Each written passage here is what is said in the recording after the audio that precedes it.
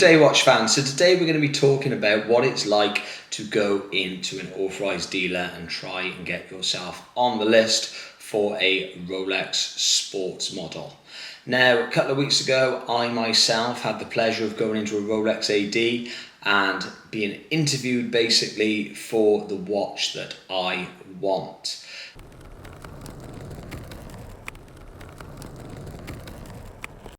So a couple of weeks ago, I had an email from an AD saying you're invited to come in to have a little chat with us about the Rolex that you like. So the Rolex that I chose to show interest in was the Submariner Date. Now, there's a lot of controversy over which models you should be asking for when you go into an AD. A lot of people are saying go in, ask for like a Datejust or an Explorer.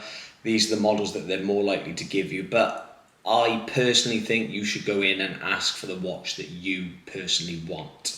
There's no point now going in there trying to get a watch that you're not going to be happy with and disappointed with and potentially lose money on if you went on to flip it. Now, a Submariner Date, like I've said before, is one of my top 5 watches.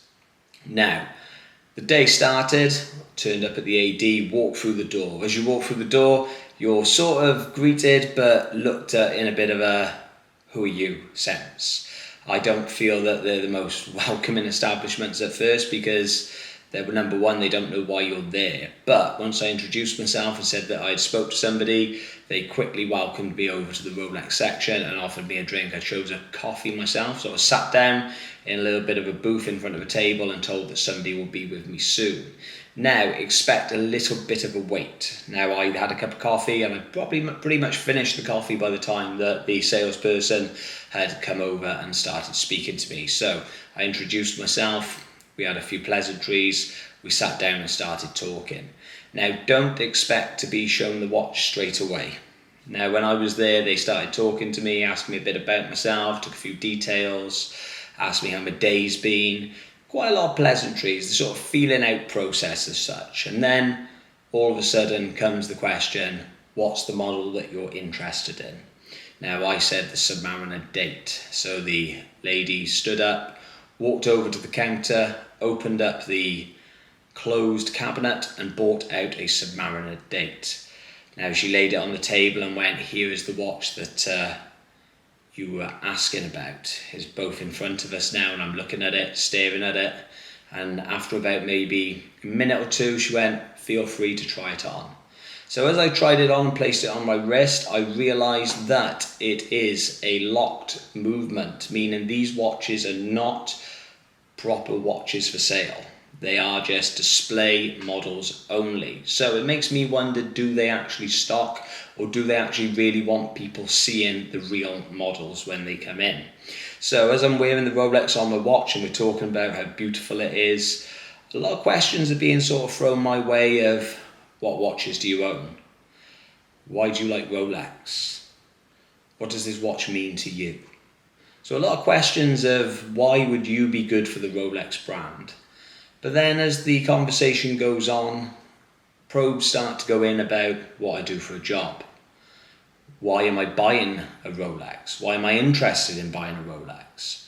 What's the reasons for wanting to buy a Rolex? So it feels a bit more like an interview for me auditioning whether I am worthy of a Rolex to the Rolex ADs, not that they are trying to sell me a Rolex. Now, after a little while, the Rolex comes off my wrist, is placed back on the table.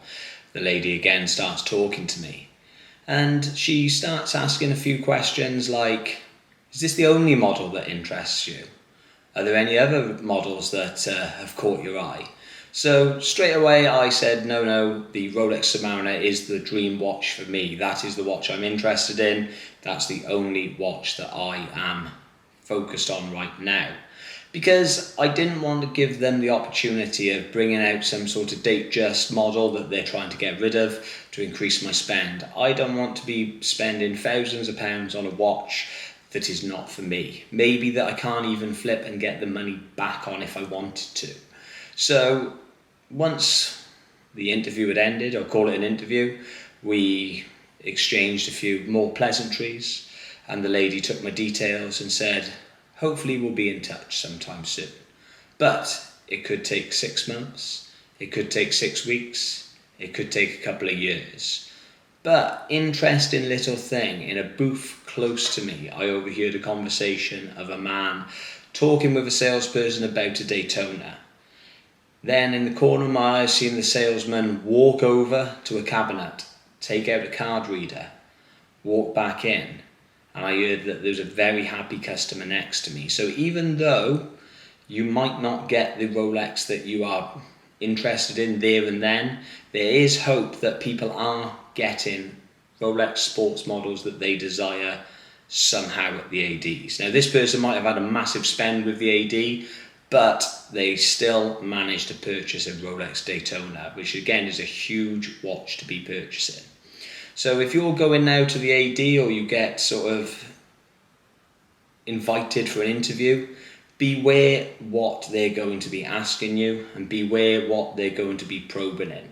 It felt more like it was a probe into my life and whether I'm somebody that is worthy of a Rolex, rather than somebody who's going in there to be purchasing a Rolex. Now, like I said, it feels like an interview, not a sales pitch. Now, I don't feel this is right, because my money is as good as anybody else's money. If I am going in there and I want to purchase a Rolex sports model, the reasons for this are up to me. As long as you're not going in there telling them you're going to buy this watch and sell it on straight away for a profit, I don't think that there's any reason why somebody shouldn't be entitled to be able to purchase a Rolex model of their choosing. Now, a couple of days later, I had an email through from the AD saying, "Thank you very much, well done. You are now on the list, and we will be in touch when your potential model comes in, but we can't guarantee when this will be." So hopefully in the next couple of weeks, I can keep you posted on whether this Rolex sports model, the Submariner date, does come to fruition, but I cannot guarantee, and I'm not, even though I felt the interview went quite well, I'm not 100% hopeful, but we will see. Thank you. Please like and subscribe.